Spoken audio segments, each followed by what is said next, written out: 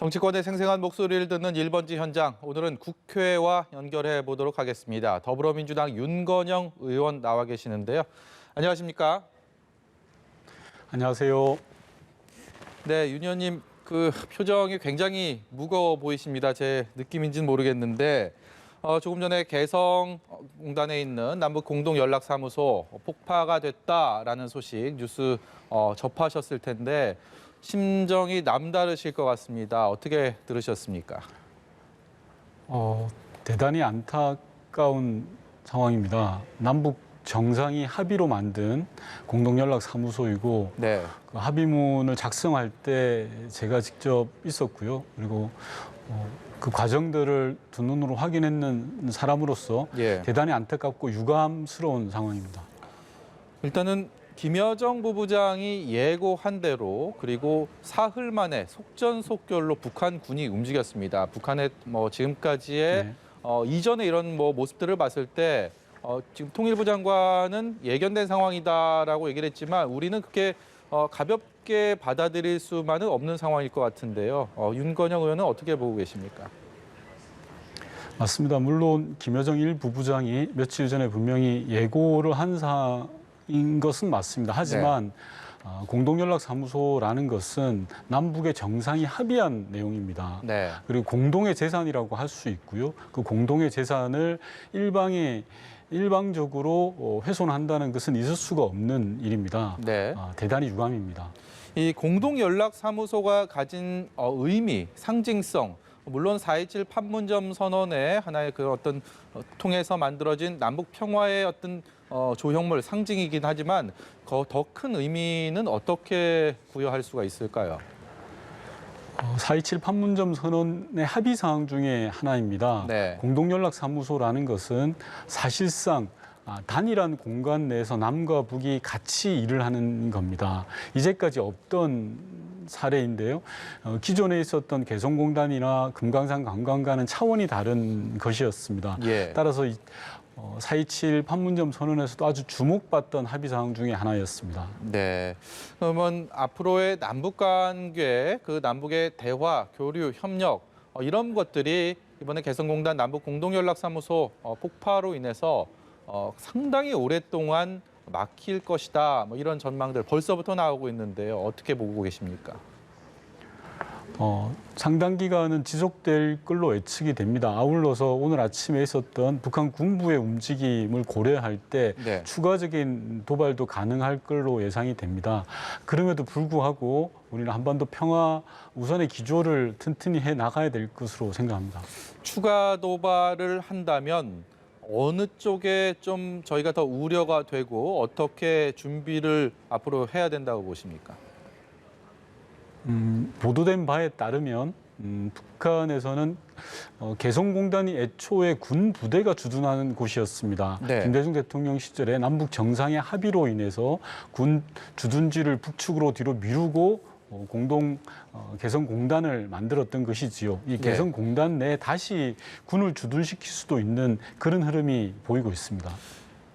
윤 의원님, 북한의 군사적인 행동은 사실 여러 가지 의미를 띠고 그동안에 이루어져 왔습니다. 네. 그게 단순히 남측을 자극한다기보다도 대외적, 대내적 여러 가지 메시지가 있을 텐데요. 이번 군사 행동에 대해서는 어떤 메시지들이 복합적으로 관여돼 있다고 보십니까? 우선 여러 가지 이면과 저희가 있을 것입니다. 그러나 당장 북이 내세우는 것은 대북 전단지입니다. 네. 줄기차게 요구하고 있는 것들이 대북 전단지 살포에 대해서 남북이 정상 간에 합의를 해놓고 왜 약속을 지키지 않냐라는 네. 부분이고요. 물론 앞서 말씀드린 것처럼 북한이 생각하고 있는 다양한 고려 변수들이 있을 것입니다. 그 부분은 지난 2년 동안 북한이 여러 가지 조치를 취해왔습니다. 풍계리 핵실험장의 폐쇄라든지 유해 송환이라든지 북측은 나름대로 자기들은 일정한 노력들을 취했다. 그런데 그 대가가 무엇이냐라고 그 답을 요구하는 것 같습니다. 네. 좀 더 쉽게 설명을 하면 지금과 같은 판이 지속될 되는 것에 대한 상당한 부담을 가지고 있으면서 판을 어떻게든 움직여 보려고 하는 그런 저희가 있지 않을까 싶습니다. 북한이 앞서서 말씀하신 것처럼 2년 전이랑 비교해서 달라진 게 없다. 남측은 과연 무엇을 했느냐라고 이렇게 비판을 해왔는데 그렇다면 우리 정부는 어떤 노력들, 좀 더 부족했던 부분들, 어떤 것들을 좀 안이하게 생각했나 이런 부분도 분명히 생각할 수 있을 것 같은데 어떻게 보십니까? 지난 2년 동안 문재인 정부가 한반도 평화 정책을 위해서 꾸준히 노력을 해왔던 건 사실이고요. 예. 나름의 성과가 분명히 있었습니다. 세 번의 정상회담, 남북 정상회담을 통해서 한반도의 평화를 정착시켰고 역사적인 북미 정상회담으로 이어가게 했습니다. 다만 북측이 이야기하고 있는 것은 약속 이행의 속도가 더디다라는 부분인 것 같습니다. 특히 예. 북미 정상회담이 싱가포르에서 있었는데요. 싱가포르 회담의 주요 내용이 예. 사실상 판문점 선언을 재확인하는 것이었습니다. 그 부분들이 제대로 이행되지 않는다라고 보고 있는 것 같습니다. 네. 오늘 윤 의원께서 이런 말씀하셨네요. 정권이 바뀌면 전 정부의 합의가 휴지 조각으로 만들었던 것, 그것이 잘못이고 그래서 판문점 선언을 비롯한 남북 합의의 법제화가 반드시 필요하다 이런 말씀하셨는데 여기에 대해서 어떤 의미를 부여하시고 하신 말씀일까요? 남북한에는 70년대 7.4 공동성명부터 보수 정부든 진보 정부든 여러 합의가 있어 왔습니다. 대략 한 260여 건의 합의가 있어 왔는데요. 네. 그중에서 법제화가 된 거는 10여 건에 불과합니다. 법제화가 되지 못하다 보니 정권이 바뀔 때마다 부침이 심한 겁니다. 네. 진보 정부에서는 보수 정부에 있었던 내용들, 보수 정부는 진보 정부가 있었던 내용들을 무위로 돌리기가 일쑤였습니다. 특히 지난 9년의 보수 정부에서는 민주정부 10년 동안 있어 왔던 남북 관계 진전을 거의 모두 무위로 돌렸습니다. 네. 그러다 보니 남북 관계가 쳇바퀴 돌듯이 돌아가는 겁니다. 네. 일례로 북한은 정권이 대를 이어서 가지 않습니까? 그런데 우리 대한민국 같은 경우는 5년마다 정권이 바뀌다 보니까 연속성상이 대단히 약해지는 문제가 있습니다. 예. 따라서 국회에서의 법제화를 통해서 남북 평화에 관한 부분은 좀 공고히 하자. 그리고 법제화 과정을 통해서 공론을 모을 수도 있겠다라는 취지에서 말씀드린 겁니다. 그 국제사회에서 북한의 벼랑 끝 전술은 사실 하루 이틀 일이 아니지 않습니까? 뭐 지금 북미 간의 대화도 진척이 안 되는 상황이고 남북 간에도 마찬가지고요. 코로나19로 인해서 정확히 알려지진 않았지만 북한 역시 굉장히 고통스러운 상황일 것이다라고 미뤄 짐작할 수 있는 이런 상황들을 종합해 보면 북한의 벼랑 끝 전술이 앞으로 더욱더 첨예해지고 더욱더 우려하는 쪽으로 진행되지 않을까라는 부분도 저희가 분명히 생각해야 될 시점이 아닌가 싶습니다. 여기에 대해서 어떤 견해 갖고 계십니까? 네, 맞습니다. 북은 판을 흔들기 위해서 최대한 많은 일들을 벌일 걸로 예상이 됩니다. 네.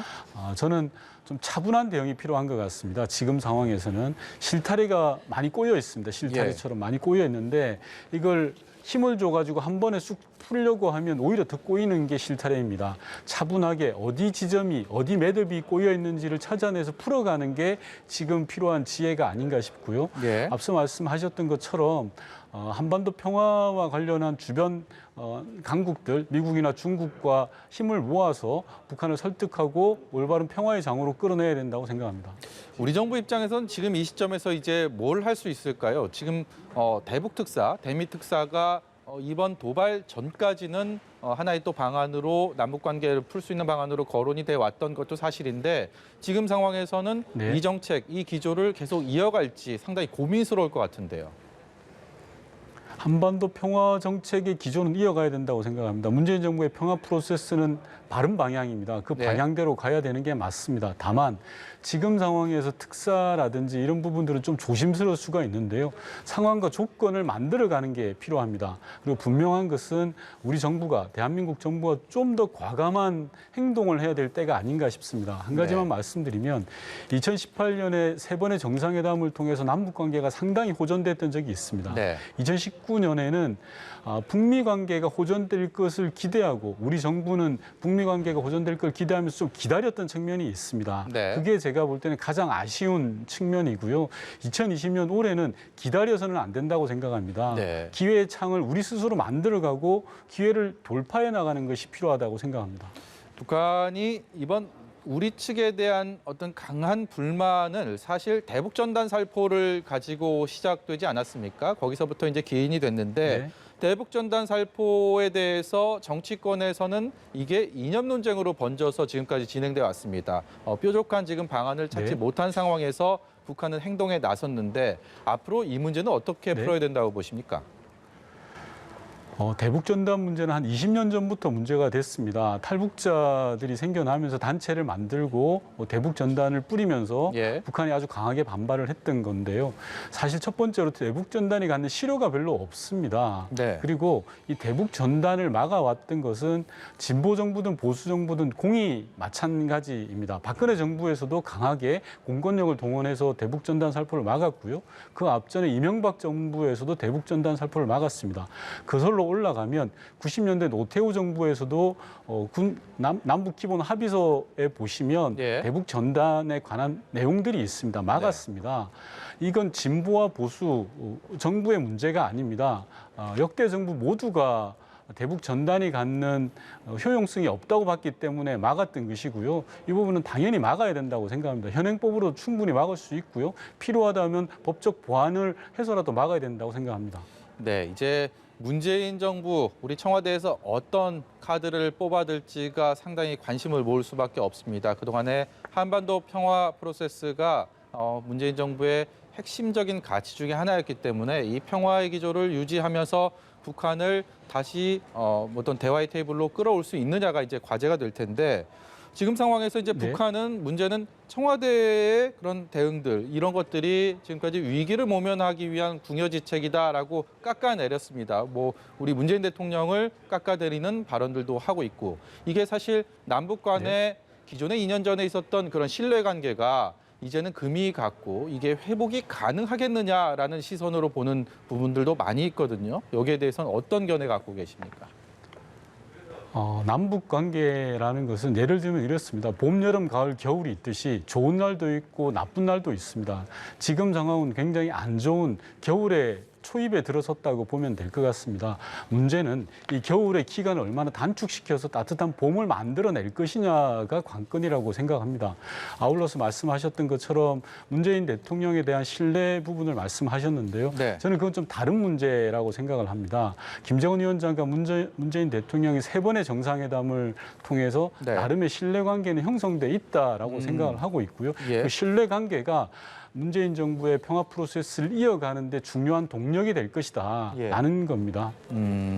지금 문재인 정부에서 이제 국정기획상황실장으로 세 차례 남북 정상회담에 윤 의원께서 깊숙이 관여를 하셨기 때문에 그 전에도 이제 막혀 있는 한반도 평화 관련해서 대북 정책에 대한 역할들 조금 더 도움이 되는 방향으로 큰 역할을 하고 싶다라는 의견을 피력을 하셨습니다. 지금 이 상황에서 이제 윤건영 의원은 어떤 역할을 하고 싶으시고 어떤 기여를 할 거라고 생각을 하십니까? 그 전에 한 가지만 말씀드리면요. 2017년 문재인 정부가 처음 출범했을 때 남북은 대단히 긴장이 격화되었습니다. 1년에 열 몇 번의 미사일 발사가 있었고요. 그랬죠? 북미 정상은 서로가 가지고 있는 핵버튼의 크기를 자랑할 정도였습니다. 그럼에도 불구하고 문재인 정부는 2018년 평화의 길로 이끌어냈습니다. 정부를 믿고 맡겨주시면 예. 차분하게 대응해 나갈 걸로 보였습니다. 네. 그 가운데서 제가 할 역할은 최대한 찾아내려고 합니다. 저는 국회 상임위를 외통위를 지원했고 다행스럽게도 외통위로 배정을 받았습니다. 국회 상임위 활동을 뿐만이 아니라 제가 할 수 있는 모든 영역에서 한반도 평화 정착을 위해서 최선을 다하겠습니다. 지금 정치권이 급속히 냉각되는 상황입니다. 이런 원구성 협상으로 민주당과 통합당이 그야말로 평행선을 달리고 있는 상황인데 이렇게 예기치 못한 북한 이슈가 정치권에도 이제 앞으로도 불어닥치게 될 텐데 글쎄요, 정치권은 어떤 역할을 해야 된다고 보십니까? 지금 시국이 평상시가 아니지 않습니까? 비상한 상황이라고 생각합니다. 우선 코로나19로 인해서 먹고 사는 문제, 국민들의 민생의 문제가 너무나 힘듭니다. 아울러서 방금 진행자께서 말씀하셨듯이 북한 관련된 이슈로도 비상한 상황입니다. 네. 이럴 때일수록 여야는 정쟁을 멈추고 힘을 모아야 될 것이라고 생각을 합니다. 네. 윤건영 의원님 오늘 갑작스러운 연결에도 이렇게 응답 잘 해주셔서 감사합니다. 고맙습니다. 네, 고맙습니다.